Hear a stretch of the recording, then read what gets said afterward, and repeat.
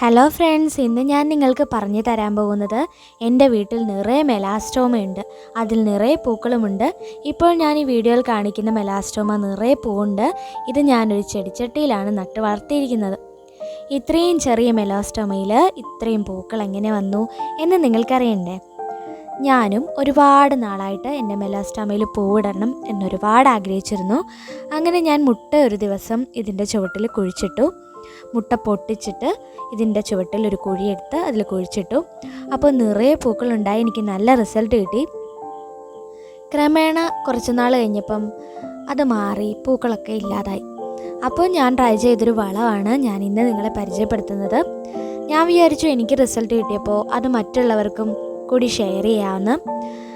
Melastoma വീട്ടിൽ ഒരുപാട് വില കൊടുത്ത് വാങ്ങി വെച്ചിട്ടും പൂക്കളൊന്നും ഇല്ലാതെ വിഷമിക്കുന്ന ഒരുപാട് പേരുണ്ട്. അവർക്ക് എന്തായാലും ഈ വീഡിയോ യൂസ്ഫുള്ളായിരിക്കും.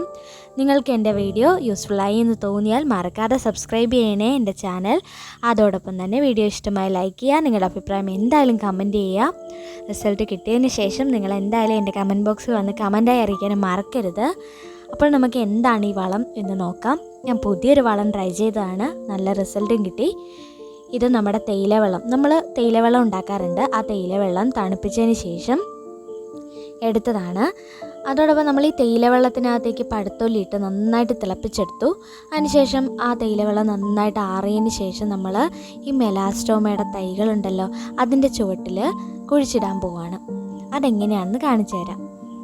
ഇപ്പം ഞാൻ ഇവിടെ ഒരു കുഴി എടുത്തിട്ടുണ്ട്. ആ കുഴിയിലേക്കാണ് നമ്മൾ ഈ തേയിലയും പഴത്തൊലിയും കൂടി ഇട്ട് തിളപ്പിച്ച വെള്ളം തണുത്തതിന് ശേഷം ഒഴിച്ചു കൊടുത്തിരിക്കുന്നത്.